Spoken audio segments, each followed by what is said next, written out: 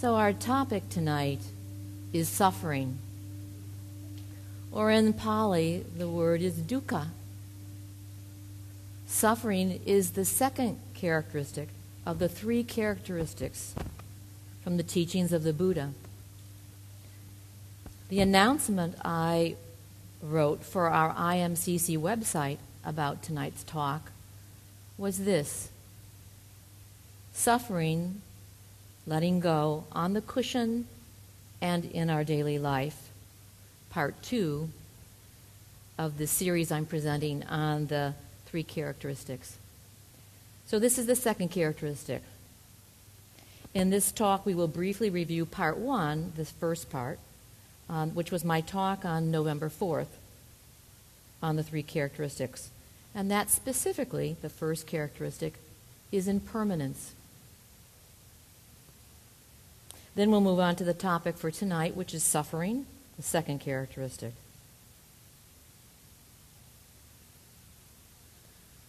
Buddha's teaching on these three characteristics were introduced as a path to liberation and reiterated in many of his subsequent teachings.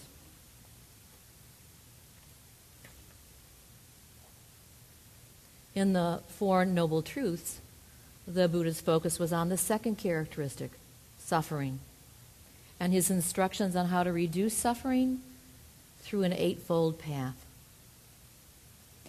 Andrew Olinsky, a Buddhist scholar, refers to the three characteristics as the three core insights of the Buddhist tradition.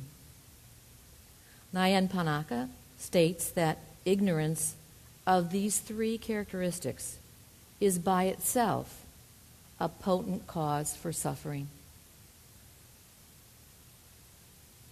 The first characteristic is impermanence in Pali, which is anicca.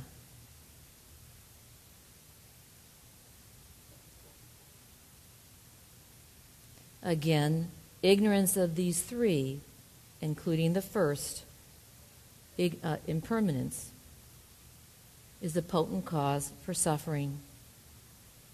It seems to follow, then, that rejections of impermanence, not wanting to face change, is a major source of suffering in our lives. I see some smiles, and I know it has been a source for me with regard to not wanting to, for example, have the experience of wanting or not wanting, clinging or aversion. So our reactions to impermanence can result in a clear dichotomy of those two: clinging, wanting something to continue or come to us, or aversion, which is pushing away, not wanting something that's happened or we think will happen. Within these two opposites lies a range of emotions, hearkening back to our guided meditation tonight. It could be happiness, anger, fear, relief, joy. Falling on one side or the other of clinging or aversion interferes with our ability to pause and inquire within. Either stance, clinging or aversion, interferes with our ability to rest in the space between reaction and non-reaction. Either response, clinging or aversion, interferes with our ability to see clearly.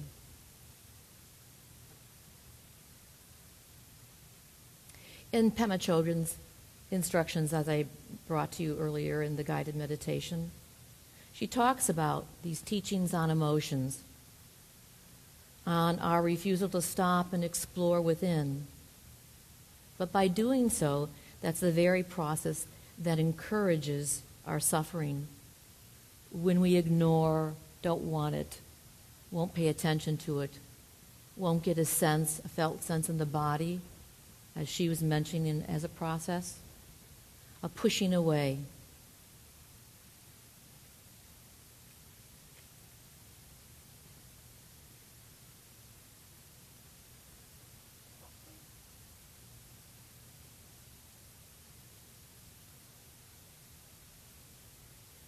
So this general continuous focus and exploration of the felt sense of an emotion in our body aids us as an anchor, a new anchor in that process, to investigate. And this is the perfect place to investigate the second characteristic, suffering or dukkha.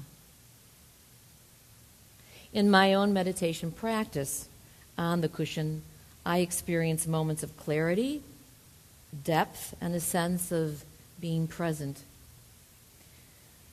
These experiences of peace are immeasurably support and encouraging.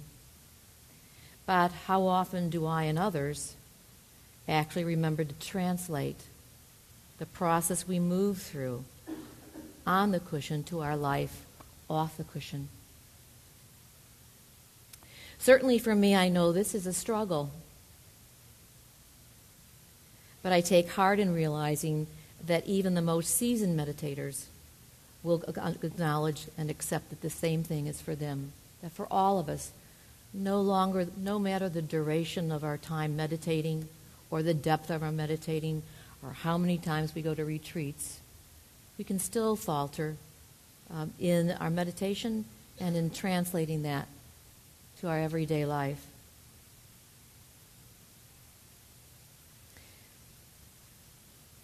Since most of us are not monks or nuns in the tradition, we spend most of our life off the cushion rather than on the cushion.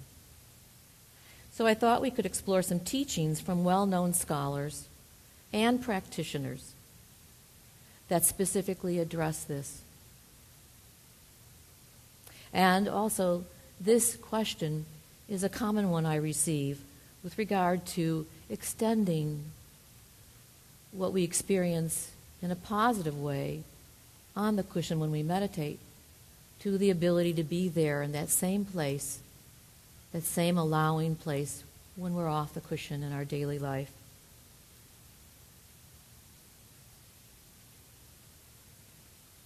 So how do we take these steps from meditating and translate them to real life, and especially during difficult times, in difficult emotional situations?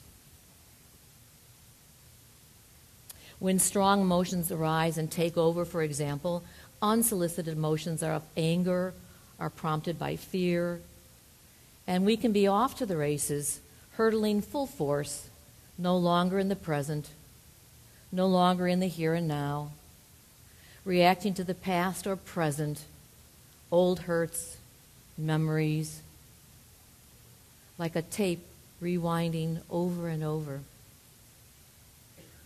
Many times I hear myself these questions when taken over by a reaction.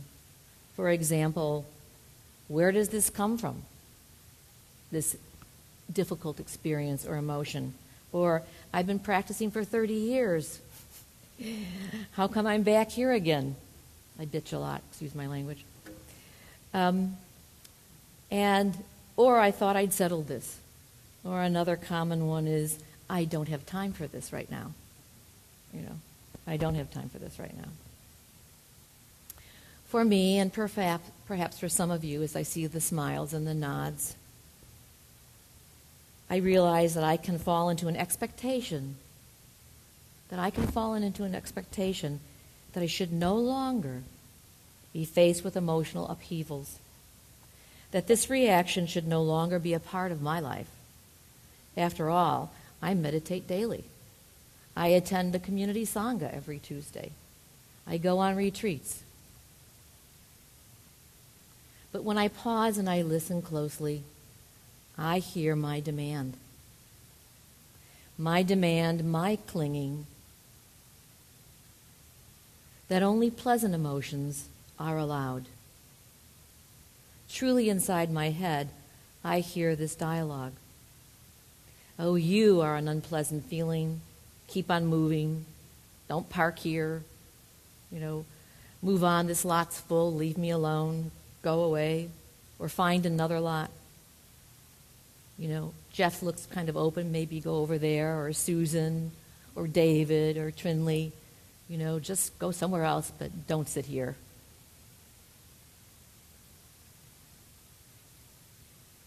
When my husband and I are in a difficult space, emotions high and becoming more and more, judging or shutting down, where is my practice? Where is my ability to breathe deeply and return to my anchor? Gone. Here is Michelle McDonald on this topic. The process of meditation is opening to how life is. Opening to the vast joy and sorrows of life. She continues, how do we change our negative feelings around negative emotions? How do we gain space or perspective, or better yet, the ability to reconnect with the teachings of meditation? Her answer is by the application of our process on the cushion to our life off the cushion. And that is to pause, to realize that within this experience of difficult emotions or struggle, that I've wandered off, perhaps to a story. She suggests we stop and make note of where we're wandered, just like we do in meditation, to stop and just note where we've wandered off to. And then first, without judging ourselves, in fact with loving kindness, to relax, breathe deeply, and return to our anchor, to this moment. From Michelle McDonald again, to accept this being human, to have patience, this is not giving in. This is understanding. It is unconditional acceptance of how life is. So that in preparation for the fact that that's reality, we can anticipate and help ourselves in different ways to be able to stay in the present, off the cushion. She suggests this. When you're having a difficult time emotionally, ask yourself this question. Do I want to be free, or do I want to be right? Do I want to be free, or do I want to be right? In traffic, when someone cuts me off, you've heard me discuss this before, and I start feeling a difficult emotion, do I want to be free, or do I want to be right? When my sister and I are mixing into a difficult emotion, do I want to be free, or do I want to be right? Well, I don't know about you, but I guess most of you would be with me on this. I want to be free.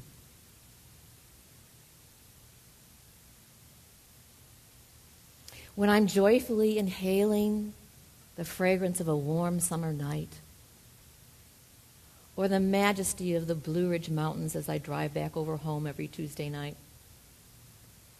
and another car, again, cuts me off on the road, I'd rather be free. To return to that beautiful warm fragrance of a summer evening, or to return to the view, taking in the view of the Blue Ridge Mountains. I'd rather be free to do that and move away from my anger of being cut off. I have a choice. Which one feeds me? Being free or being right? McDonald does not leave us hanging here. She offers a concrete process to abide in as we reduce our suffering off the cushion. Let me share these with you. She lays out 4 steps to ask ourselves in the moment of pause before reacting in any given situation. One is to recognize what is happening within yourself. Is it clinging or aversion? Just that simple dichotomy. And then, more specifically, what is that feeling? Disappointment, anger, joy.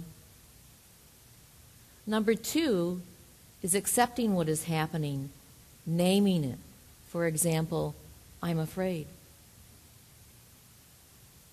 Number 3 is being interested in what is happening and taking time, giving space, pause, to inquire. What's it taste like? What's it feel like? Where does it reside in the body? And the fourth step is not taking it personally or personalizing what's going on. One way to look at this is not identifying the words I, me, or mine. For example, when she notes in step 2, instead of saying I'm afraid, she suggests we pause and say, oh, so this is fear. Taking it outside of ourselves, so in effect, by doing that, not owning it as I, me, or mine, but saying, oh, so this is fear. Oh, so this is joy, is an automatic way of taking it out in front of us so that we can look at it, walk around it, check into it, peek under the dresses or whatever, but find out in a objective way what this is about. Going from I'm afraid to saying objectively, oh, this is fear, is a way of letting go of this personal ownership, and, she says, creates a larger space or perspective to go deeper, to inquire, to explore. This is from Gil Fronsdal. Taking suffering seriously is an important element of Buddhist practice. To ignore it is to miss a powerful opportunity. Intolerance of suffering is what motivated the Buddha to find liberation from it. It is sometimes said that no one comes to Buddhist practice unless they suffer.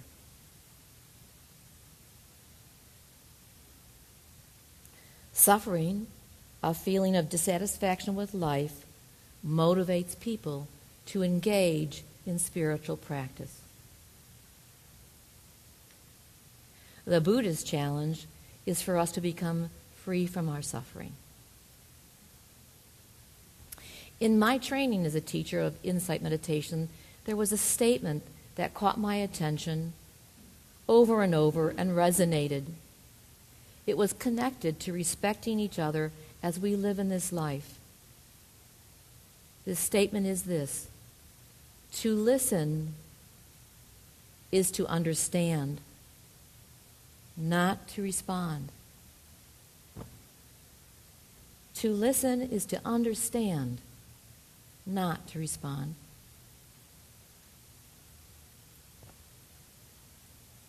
I think this holds true, especially when we take the time to listen within ourselves in times of difficult emotions.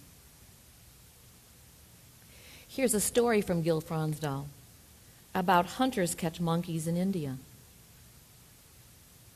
The hunters cut a hole in a coconut, and then they place a small piece of candy in that hole. And next they tie the coconut to a rope and into a tree. So the monkey, smelling the candy, puts their hand in the hole to reach in to grasp the candy in their fist. The problem is that the hole is too small for the monkey to pull his hand out without letting go of the candy. The monkey is so greedy that he won't let go of the candy, and thus remains stuck until the hunter returns. Even when the hunter returns, the monkey will not let go, and thus suffers mightily because of clinging. She loses her freedom, her natural habitat, and perhaps her life. Of course, the point of this story is clinging. We humans do the same. Not willing to let go, continuing to grasp and demand whatever expectations we have of this world, this life, this moment. We, like the monkey, must relax and let go, to remain free and not captive to our clinging, greediness, sorrows, or joys, and stopping the demand that life and what comes our way is what should be and what is. In this, we are like the monkey who will not let go of the candy, again and again, clinging or having aversion. It takes work, sitting in a practice on a regular basis, allowing our thoughts to quiet down through many avenues, one of which is as a suggestion from Pema Chodron, that we explore in the guided meditation earlier tonight, to focus more on the experience within the body will aid us as we meditate. Fronsdale again, everything wants release. Our hearts, our mind, our body want to be free. Practice allows for flow, allows us to see the flow over and over again. Desire we have for what should be, and aversion for what we think should not.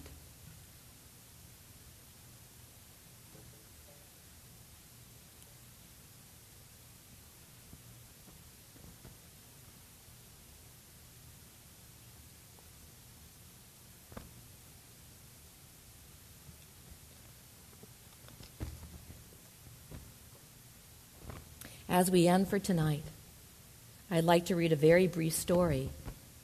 But before I do, let's just take a moment to settle in again. Leaning into your chair or cushion.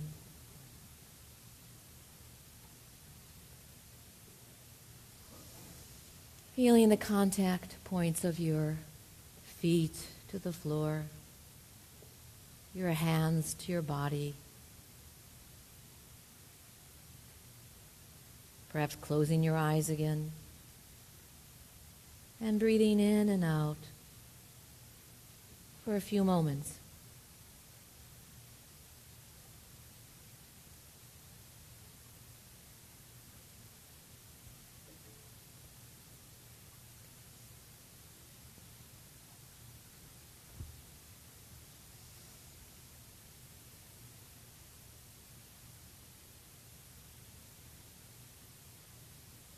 This story is titled A Native American Story.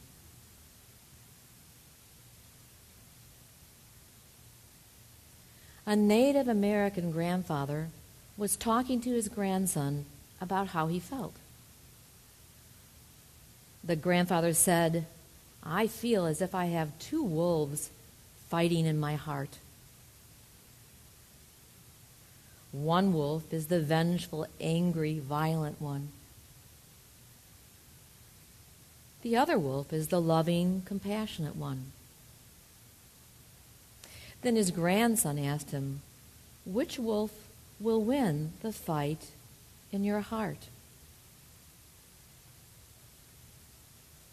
And his grandfather answered, "The one I feed."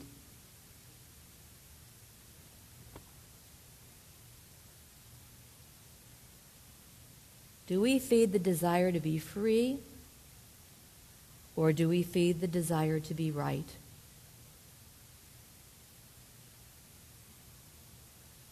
Let's end with a brief loving kindness meditation.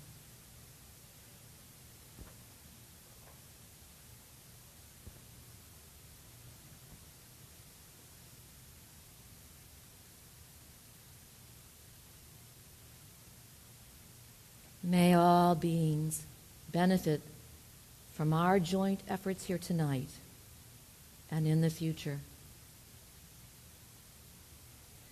May we all be healthy in mind and body. May we all be free from harm, both from within and without.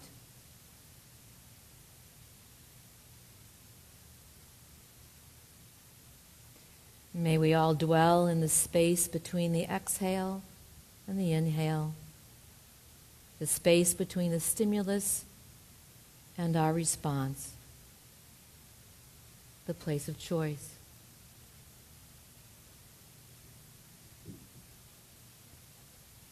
And may we all be filled with loving kindness.